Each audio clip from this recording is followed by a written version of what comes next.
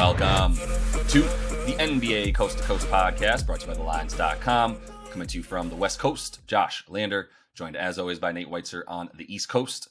And we are looking at playoff props here on Thursday night's NBA playoff slate. A couple more games. Game 6 is here with some possible eliminations coming our way. Philly and Boston in Philadelphia. And then we got the Suns and Nuggets back in Phoenix here. We also have a best bets video up for that slate. So make sure to like and subscribe to that page. Continue to follow along. Check out all the stuff we're bringing you the rest of these playoffs. You can also head to thelines.com. Check out all of the written content as we put the picks up on the site. As we continue along, you can also use that odds finder tool up there. Make sure that you see all the odds available to you from these different books giving us bets this postseason. Get the best odds that you can there. Just running through what happened a couple nights ago as these two teams played again on Tuesday night as well. We are recording this on Wednesday, getting ahead of these slates for you guys. So don't know exactly what happened on Wednesday night, but in the games that we picked player props for these two games on Tuesday night, just really nailed the Nugget stuff because we were all over Joker and his ability to score and assist. And then we were not all over the Celtics and the Sixers game, which was just a head case game that you keep mentioning with just two mediocre coaches and not really sure what to expect from that one. Maybe a bit more of an understanding of that for these. I feel pretty good about the picks from that game and love our picks today from the Denver Phoenix game. So let's jump right into your first NBA player prop for Thursday night, Nate. Yeah, I mean, we've come full circle here. If you remember game 1 with no Embiid, Josh wanted to take Harden under on the points, and I was like, absolutely not. He's going to come out firing. If this was late series Harden, I would agree with you. And so now I'm the one taking under 20.5 points for James Harden in a game 6 in a big spot. It does seem kind of low, but I mean, he has just wildly fluctuated in the series. He has the 2 40-point outbursts. The second one just caught every analyst by surprise. They were like, that is not happening again with Joel Embiid in the lineup. And apparently, Missoula just decided, despite Jaylen Brown shutting him down for 2 games, that he was going to put Marcus Smart on him for most of that game. And it did not go very well. But, right back to more Jaylen on him in game 5. And more importantly, just Embiid dominating the ball. And Harden only took 8 shots. So, I mean, he had a 27% usage rate in those game 2 and game 3 duds. And then he takes 8 shots. That's an 18% usage rate in game 5. So you take away those 40-point games, he's averaging 15, shooting 24% from the field in the other 3 games. So it doesn't seem as scary. Also, I mean, 8 of his 17 points came at the line, and he got 6 free throw attempts on the Celtics, just boneheaded fouls when he's taking a crazy difficult step back. You can expect them to be more disciplined about that here. But I mean, so late series Harden, like I talked in yesterday's show about late series Jimmy, it is the polar opposite. When you get to the game 6 or 7 or the last 2 games of a series, James Harden shrinks away. I mean, with Philly, here's his game log. I mean, even in closing out Brooklyn without Embiid, only 17 and 11 on 4 for 18 shooting. Maxey closed it out. The disastrous Miami series where they got eliminated last year, and he just said the ball did not find him. 11 points, 14% usage in 43 minutes. The game before that, 14 points, 5 for 13. He did have a nice game against Toronto, 22 points, only 20% usage, though, in 40 minutes. The previous game, 15 points on 5 for 17. And then you go back to like his last one with Brooklyn where he gutted it out on one leg, got to 22 points because there was literally nobody else who could shoot the ball besides Kevin Durant, and he had to shoot, and he played 53 minutes, and I think a double overtime game. So as long as this one's in regulation here and Embiid continues to have success, I think Harden will be just fine being the facilitator and getting maybe a double-double like he did with like 17 points, 10 assists. But I'm saying he's not going to look to score that much, and the C's are going to be able to slow him down in that regard. I have no problem with it. I mean, I said I was fading him every game in points, right? And I've stuck to that. I've stuck to Clay, and I've stuck to LeBron. And by the way, it is slightly profitable. I mean, LeBron's very profitable. Harden's profitable in 3 out of 5. Clay's been profitable in 3 out of 5. So let's keep it going. That's how you do things in the playoffs at this point. It's like there's not this like, oh, this guy's on this amount of rest. This team has an advantage here. This guy didn't play. Like, that ain't it anymore. It's everybody's playing as many minutes as they're needed. It's just a matter of how do they perform in these situations and what can you use to determine that. I'm going to do it again. I'm going to hit the under. But interestingly, I'm actually going to talk about the other bet that I have here from this game so we can keep it simple here. But I do like Harden rebounds, and I wanted to call that before the last game because it does remain below his total of what he's been doing in this series. And I think there's something to take away from that. So I'm going with a parlay. I'm not just taking Harden boards. It's actually at 6.5 right now. I loved it at 5.5 for last game. It was as low as 4.5 2 games ago. So like I loved taking it there, but now the juice is not there. For him to get 7 is plus money, but it's a little bit scarier because he's been doing it. I do think there's logic to it though. So I am going to go Tatum and Embiid both to get 25 points, similar to a parlay that you put together for that best bets video where you actually like them both to get 30 points. And I talked about how I was actually just going to take them for 25 as well and foreshadowed that for this player props video where both of them to get 25, Harden to get 5 boards. You're looking at plus 145. Neither of us have the stones to decide who's going to try to decipher who's going to win this game. Let's not do that. It's not even stones. It's like nobody has the calculus to figure that out with these two teams and the way that they come into stuff inconsistently,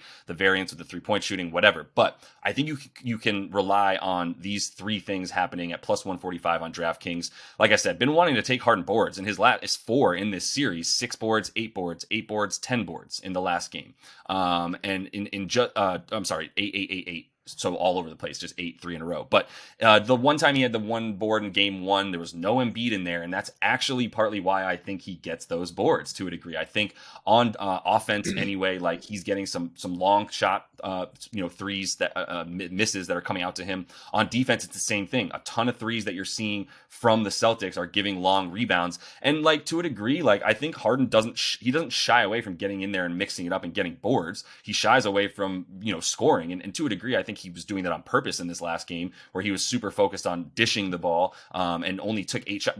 That's his most efficient game like ever, for sure in the playoffs, scoring 17 points on 8 field goal attempts.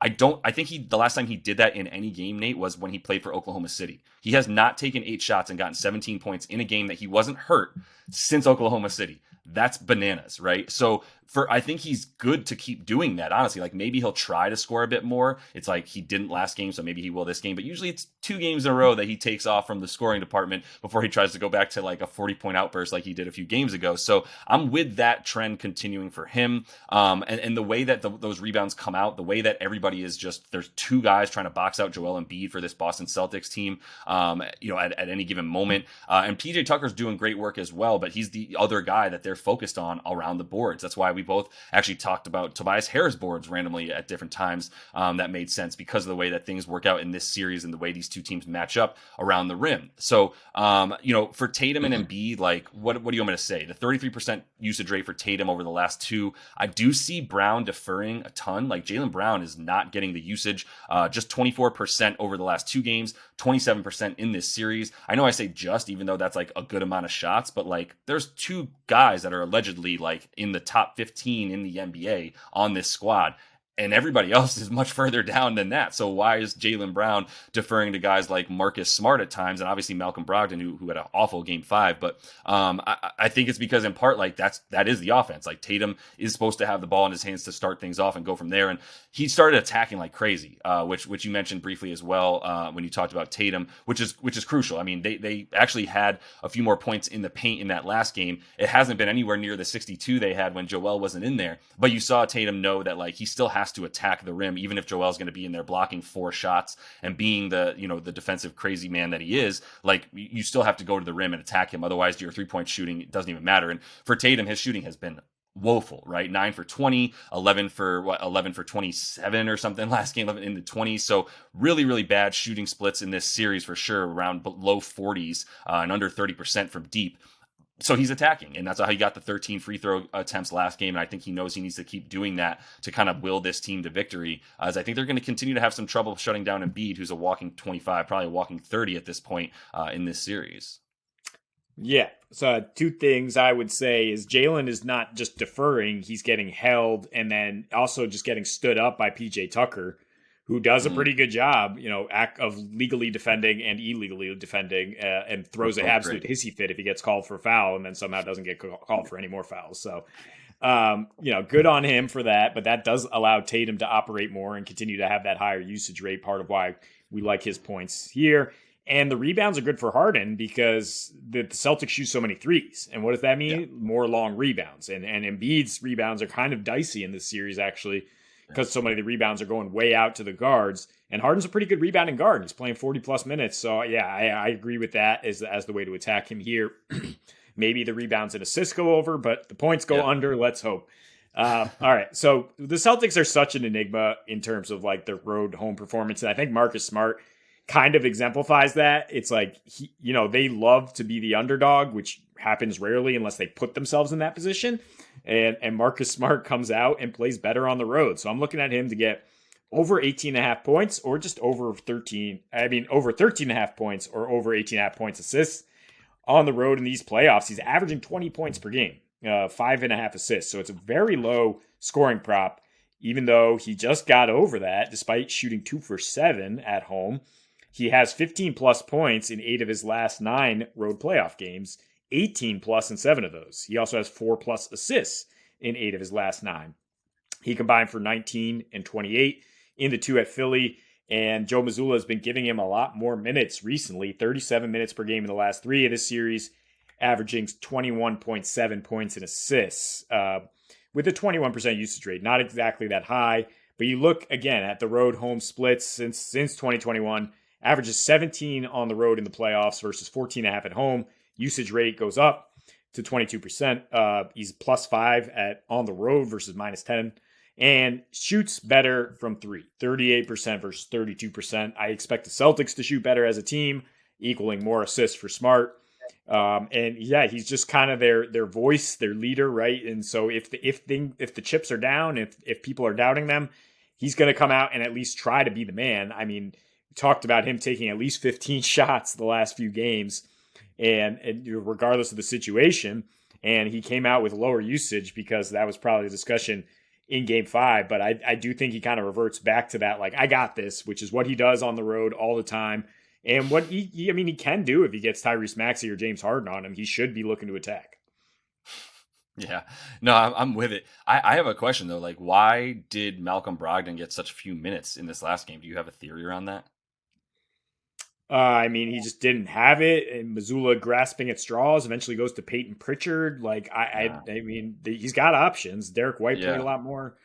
Yeah, that's it seems relevant to me. Like, Marcus Smart's getting 33, 34 minutes. We know that. So I'm fine with this bet. And on the road as well. Yeah, I'm all with it. I just was bringing it up because I'm like, well, Malcolm Brogdon was the guy getting 33 minutes, and then Derek White played those minutes in this last game. Obviously, Peyton Pritchard took a few of them in the fourth quarter. It was pretty much donezo anyway, but like, that seems like a pretty big miss there to play Brogdon for 25 minutes. He was a -5, which is way better than the -15 Derek White was. I know this is in part because they're all on the floor with Joel Embiid, who is just owning them, in the 37 minutes that he played. But like, that just seems like a big miss to me. I don't think it's going to impact Marcus Smart. I was just thinking about it because I was like, oh, well, what if happens if Brogdon plays more? It's like, well, if Brogdon plays more, he's taking Derek White's minutes. He's not taking Marcus Smart. So like, Smart's going to be in there. And I'm with you on that pick. I wanted to call out Joe Mazzulla once more for, I don't think, great rotational play there. But we'll move on to my last pick and leave Coach Joe alone for now.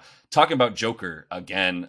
Getting repetitive, sorry, but like 29.5 points for him is a good bet, and I haven't called it out straight up. And that's what it started at. Over 29.5 is what that prop opened at for Joker. Might see it go up a point, to be honest, before that closes. So I would grab it at over 29.5. And just once again, this is what he does on the road, in part because his role players don't show up. This is just the math that adds up to him needing to take more shots, thus a 34% usage rate on the road versus 30% at home in these playoffs overall.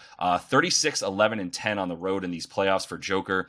Last 3, if you want to take out a 24-point game that he had on the road versus Mini, that didn't quite matter. That we're talking about 42 a game with 11 boards and 11 assists in 40 minutes. In his last 3 on the road, a 40-point game and a 50-point game in there, plus a 36-point game in there for Joker. So looking even better over those last 3, in part because on the road he's taken 5 3-point attempts and he's getting 11 free throw attempts as well, with shooting splits of 61 from the field, 57 from deep, and 80% from the line. Like I said, getting to the line a bit more as well in this series than when he was playing against Rudy and company. Shot 8 threes in that last road game against Rudy and company, and then has had dumbed that down to about 3 or 4 against Ayton, because he can just walk himself into the paint and get an easy floater against DeAndre Ayton, who just provides zero resistance to that. So like I said, the main point here is he has to step up in a situation where I don't think his role players have shown that they have what it takes. KCP and Bruce Brown are combining for just 14 points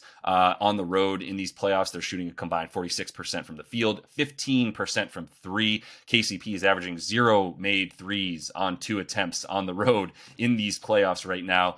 Brucey Brown just at 1 for 4. So like not good stuff for them. And those are like the 4th and 5th most important guys on their team at this point.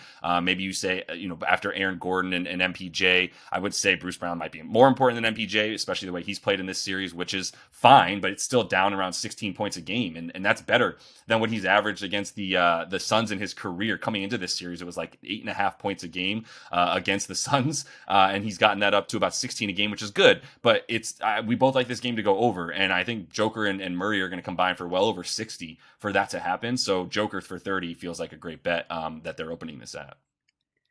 Yeah, I mean, you can include Murray as the guy's not necessarily playing as well on the road, or it's just, more usage for Jokic, as sometimes they run inverted pick and rolls, or, it's Murray feeding Jokic instead, because he is having so much success against Ayton. And I guess I disparaged Landry Shamet a little bit, who's done a decent job on Murray to a degree, right. But what if Chris Paul comes back then with a not healthy groin? I mean, that is to say that I think Jamal Murray, and I think a lot of the Nuggets role players will be better this time around in Phoenix after really struggling.